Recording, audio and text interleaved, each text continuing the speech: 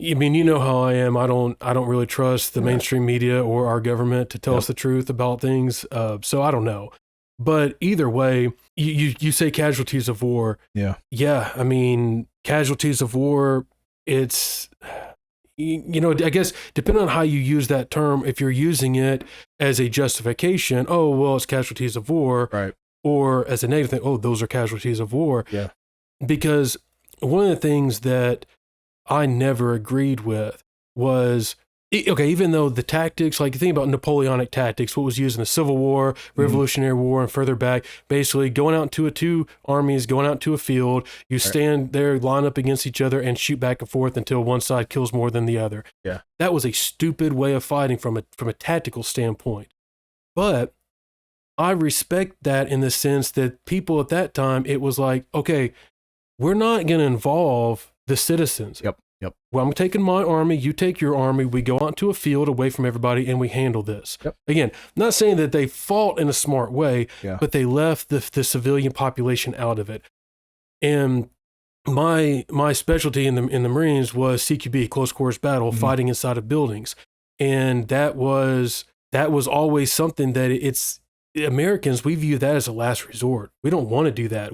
If we can pick the place, the time and place for it to happen, we don't want civilians around because we don't want to have to worry about that. I don't want to have to worry about if I'm taking fire from a building. I want to be able to call in an airstrike, or artillery fire and not have to worry about there being little kids. That's what made Fallujah.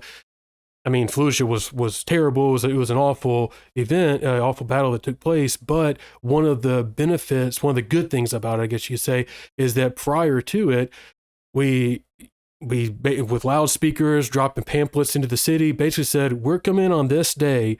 Anybody in here who's still here, we're going to view them as a threat. If you're not a threat, you need to get out. Right. And so you can't always do that. And so when you're ethically, morally in war, which I do think that you still need to have ethics and morals in war, I think you should, you have to try to mitigate civilian casualties as much as possible.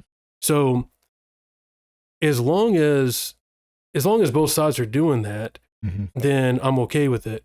I don't know that both sides are in this situation because I think they kind of are at that point where you're saying, well, let's just flatten Gaza and just take it.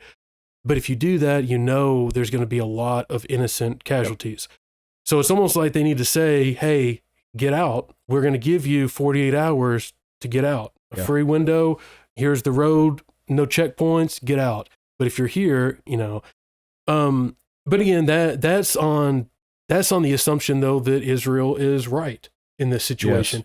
And that's a very hard one. Hey guys, thanks for watching. If you enjoyed the video, you know what to do. If you want to see more clips like this, just check out right here. Also, if you want to follow the full podcast, make sure you check the link in the description below. Thank you all again, and I will catch you on the next video.